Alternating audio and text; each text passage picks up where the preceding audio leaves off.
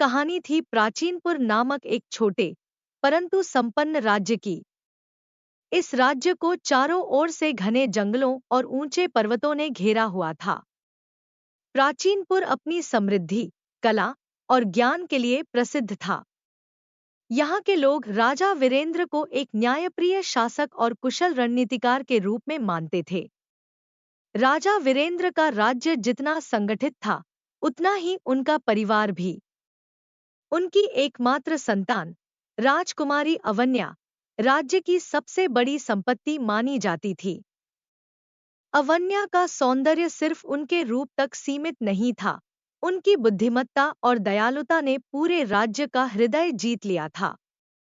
लेकिन अवन्या के मन में हमेशा एक अधूरापन था। महल की चकाचौंध भरी दुनिया में रहकर भी उनका हृदय हमेशा कुछ अलग, कुछ असाधारण की खोज में रहता था। वे राजसी बंधनों से परे एक ऐसी दुनिया की कल्पना करती थी, जहां प्रेम सच्चा और निष्कलंक हो। राजमहल के भव्य दरबार के बाहर प्राचीनपुर की गलियां हमेशा लोगों की चहल पहल से भरी रहती थी। एक दिन इन गलियों में एक अनजान मुसाफिर आया। उसका नाम आर्यन था। वह साधारण वस्त्रों में था, लेकिन उसकी आंखों में एक अद्भुत चमक और उसकी आवाज में ऐसा सम्मोहन था जो लोगों को उसकी ओर खींच लाता था। आर्यन कोई आम व्यक्ति नहीं था। वह एक कुशल संगीतकार था, जो अपनी बांसुरी की धुनों से लोगों के दिलों को छूता था।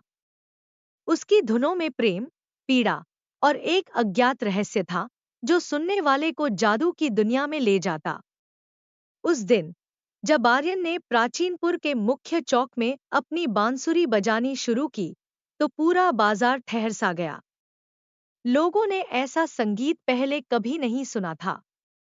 यह संगीत अवन्या तक भी पहुंचा, जो महल की ऊंची बालकनी में खड़ी थी। कौन है यह युवक? अवन्या ने अपनी सेविका से पूछा। सेविका ने उत्तर दिया, यह कोई अनजान मुसाफिर है, राजकुमारी। लगता है यह व्यक्ति सिर्फ अपनी कला के लिए जीता है। अवन्या ने पहली बार किसी अजनबी के प्रति इतना आकर्षण महसूस किया। वह जानती थी कि यह आकर्षण केवल एक कलाकार के प्रति प्रशंसा नहीं, बल्कि कुछ और था। अगले कुछ दिनों तक अवन्या ने आर्यन को कई बार देखा। वह कभी जंगल के किनारे बैठकर बांसुरी बजाता, तो कभी छोटे बच्चों को अपनी कहानियों से हंसाता। उसकी हर बात में सादगी और गहराई थी। एक दिन नियति ने ऐसा खेल खेला कि अवन्या और आर्यन की पहली भेंट हुई। यह महल के पास के उद्यान में था। अवन्या, जो हमेशा अकेलेपन में सोलेस ढूंढती थी, उस दिन आर्यन की धुन सुनकर उद्यान की ओर बढ़ गई। वहां उन्होंने देखा कि आर्यन अकेले बैठा बांसुरी बजा रहा था। तुम्हारी धुनें बहुत अलग हैं, अवन्या ने कहा। आर्यन ने चौंक कर देखा। वह राजकुमारी को पहचान नहीं पाया, लेकिन उसकी विनम्रता और स्वर में एक अद्भुत आकर्षण था। संगीत का स्रोत तो हमारे भीतर होता है, राजकुमारी, उसने उत्तर दिया। यह पहली बातचीत थी, लेकिन इसके बाद दोनों के बीच बातचीत का सिलसिला बढ़ता गया। जैसे जैसे दिन बीतते गए, अवन्या और आर्यन के बीच एक गहरा रिश्ता बनने लगा। दोनों एक दूसरे के विचारों और भावनाओं में डूबने लगे। अवन्या को आर्यन में वह सादगी और सत्यता दिखाई दी, जिसकी उन्हें हमेशा तलाश थी। लेकिन आर्यन का अतीत एक रहस्य था। वह कौन था? प्राचीनपुर में क्यों आया था? और क्यों उसकी आंखों में हमेशा एक छुपा हुआ दर्द झलकता था? अवन्या ने इन सवालों के बारे में कभी सोचा नहीं, क्योंकि उनके लिए आर्यन सिर्फ वह था जिसने उनके जीवन को एक नई दिशा दी। अवन्या और आर्यन के बढ़ते प्रेम ने दोनों के जीवन को एक नई चमक दी थी। लेकिन जैसा कि प्रेम कहानियों में अक्सर होता है, उनकी गाथा भी सादगी से दूर थी। अवन्या ने अब तक आर्यन से उसके अतीत के बारे में नहीं पूछा था। लेकिन एक दिन जब दोनों महल के पास नदी किनारे बैठे थे, अवन्या ने साहस कर पूछा, आर्यन, तुमने कभी अपने बारे में कुछ नहीं बताया। तुम कौन हो? कहाँ से आए हो? आर्यन के चेहरे पर एक पल के लिए छाया सा दौड़ गया। उसने गहरी सांस ली और कहा, मेरा अतीत एक ऐसा सत्य है जो तुम्हें चोट पहुंचा सकता है, लेकिन अब इसे छिपाना सही नहीं होगा। वह कुछ क्षण रुका और फिर उसने अपना रहस्य उजागर किया। आर्यन किसी साधारण गायक या संगीतकार नहीं था। वह एक प्राचीन राजवंश का अंतिम उत्तराधिकारी था, जिसका राज्य वर्षों पहले प्राचीनपुर के महाराज वीरेंद्र ने जीत लिया था। मैं वही हूँ जिसकी पूरी विरासत इस राज्य ने छीन ली। मेरे माता पिता, मेरे लोग, सब कुछ खो गया। मैं अपने जीवन में इस सत्य के साथ जी रहा हूँ। लेकिन मैं यहाँ बदला लेने नहीं आया था। मैं यहाँ इसलिए आया क्योंकि मैं अपने लिए शांति की तलाश में था। अवन्या यह सुनकर अवाक रह गई। उनके लिए यह सत्य किसी वज्रपात से कम नहीं था। वह जानती थी कि उनका प्रेम अब केवल एक साधारण प्रेम कथा नहीं रह गया था। यह दो ऐसे व्यक्तियों की कहानी बन गई थी जो इतिहास और दुश्मनी की जटिलताओं के बीच बंधे हुए थे। क्या तुम मुझसे बदला लेने आए थे, आर्यन? अवन्या ने कांपती आवाज में पूछा। आर्यन की आंखों में दर्द और सच्चाई थी। नहीं, अवन्या, तुम्हारा प्रेम मेरी आत्मा को ऐसा शांति प्रदान करता है जिसे मैं वर्षों से खोज रहा था। मैं तुम्हारे राज्य का दुश्मन नहीं हूं और न कभी हो सकता हूं, लेकिन मेरा अतीत मेरी पहचान है जिसे मैं बदल नहीं सकता। अवन्या अब अपने भीतर एक भयानक संघर्ष महसूस कर रही थी। एक तरफ उनका हृदय आर्यन के लिए धड़कता था और दूसरी तरफ उनका कर्तव्य उन्हें अपने पिता और राज्य के प्रति वफादार रहने को कहता था। उन्होंने कई रातें जागकर यह सोचते हुए बिताईं कि क्या उनका प्रेम इन बाधाओं को पार कर पाएगा। एक दिन उन्होंने आर्यन से कहा, हम दोनों का मिलना जैसे नियति का खेल है। हमारे बीच प्रेम है, लेकिन इस प्रेम के कारण मेरे पिता और राज्य को पीड़ा हो, यह मैं नहीं सह सकती। हमें एक ऐसा मार्ग खोजना होगा जो सभी के लिए सही हो। लेकिन क्या ऐसा कोई मार्ग था? क्या उनके प्रेम को समाज और इतिहास की बेड़ियों से मुक्ति मिल सकती थी? इसी बीच राजमहल में आर्यन और अवन्या की मुलाकातों की खबर धीरे धीरे महल के कुछ सेवकों के जरिए महाराज वीरेंद्र तक पहुंची। महाराज वीरेंद्र ने यह सुनते ही सैनिकों को बुलाया और आदेश दिया, उस युवक को तुरंत मेरे सामने लाया जाए। मैं देखना चाहता हूँ कि कौन है वह जिसने मेरी पुत्री का हृदय जीत लिया है। सैनिकों ने आर्यन को जंगल में खोज निकाला और उसे महल में ले आए। आर्यन को देखते ही महाराज का चेहरा क्रोध से लाल हो गया।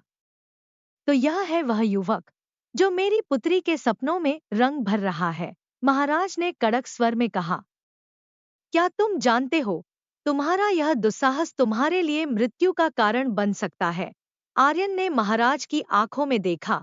उसकी आंखों में डर नहीं था, बल्कि सच्चाई और दृढ़ता थी। उसने कहा, महाराज, मैं जानता हूं कि मेरा अतीत आपके लिए अस्वीकार्य है। मैं यहाँ आपकी संपत्ति या आपके राज्य को जीतने नहीं आया। मैं केवल आपकी पुत्री से प्रेम करता हूँ, और यह प्रेम सच्चा है। यदि यह अपराध है, तो मैं इसकी सजा भुगतने को तैयार हूँ। महाराज का क्रोध और बढ़ गया। उन्होंने आदेश दिया कि आर्यन को कैद में डाल दिया जाए। अवन्या को जब इस घटना की खबर मिली, तो वे महल की दीवारों के भीतर कैद महसूस करने लगी। वह तुरंत अपने पिता के पास गई। पिताजी, उन्होंने दृढ़ता से कहा, आर्यन ने कुछ गलत नहीं किया है। उसने केवल प्रेम किया है, और प्रेम कोई अपराध नहीं है। यदि आप उसे सजा देंगे, तो मुझे भी उस सजा का भागी बनना होगा। महाराज वीरेंद्र ने कहा, अवन्या, तुम नहीं समझती। वह तुम्हारे दुश्मन का वंशज है। तुम्हारा उससे प्रेम करना हमारे पूरे राज्य के लिए अपमानजनक है। पिताजी, अवन्या ने उत्तर दिया, दुश्मनी राजाओं के बीच होती है, हृदयों के बीच नहीं। वह जो भी था, अब केवल एक साधारण मनुष्य है, जिसने मुझे सच्चे प्रेम का अर्थ सिखाया है। क्या आप मेरी खुशी के लिए अपने गर्व को त्याग नहीं सकते? महाराज इस तर्क से विचलित हो गए, लेकिन उनकी शाही गरिमा उन्हें इस प्रेम को स्वीकार करने की अनुमति नहीं दे रही थी। उस रात अवन्या ने आर्यन से गुप्त रूप से मिलने का फैसला किया। महल के गुप्त मार्गों से निकलकर वह कैदखाने पहुंची। वहां उन्होंने आर्यन से कहा, हमारे पास बहुत कम समय है। मैं तुम्हें यहां से भागने में मदद करूंगी, लेकिन तुम्हें यह राज्य छोड़ना होगा। आर्यन ने अवन्या की आंखों में देखा और कहा, अवन्या, मैं तुम्हें छोड़कर कभी नहीं जा सकता। यदि मुझे यहां से भागना होगा, तो तुम्हारे साथ ही। मैं अकेले जीने की कल्पना नहीं कर सकता। लेकिन अवन्या जानती थी कि उनके प्रेम को बचाने का एकमात्र तरीका यह था कि वे दोनों राज्य छोड़ दें। उन्होंने आर्यन से वादा किया कि वे साथ में एक नई शुरुआत करेंगे। अगले दिन अवन्या और आर्यन ने महल से भागने की योजना बनाई। लेकिन जैसे ही वे जंगल के रास्ते पर पहुंचे, महाराज के सैनिकों ने उन्हें घेर लिया। महाराज भी वहां पहुंचे।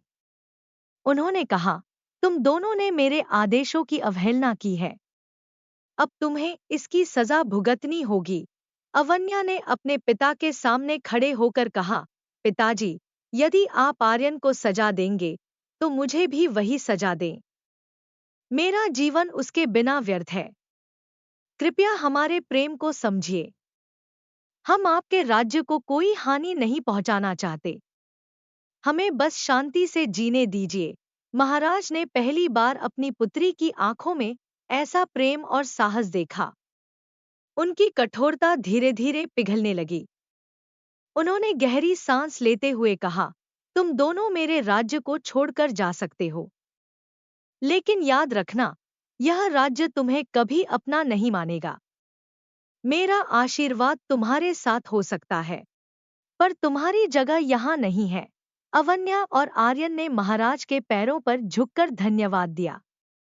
उन्होंने प्राचीनपुर को अलविदा कहा और एक नई जगह पर जाकर अपने जीवन की शुरुआत की। प्राचीनपुर की यह प्रेम गाथा इतिहास में अमर हो गई। यह कहानी न केवल प्रेम की शक्ति को दिखाती है, बल्कि यह भी सिखाती है कि सच्चा प्रेम बलिदान मांगता है और बाधाओं को पार करने की हिम्मत देता है।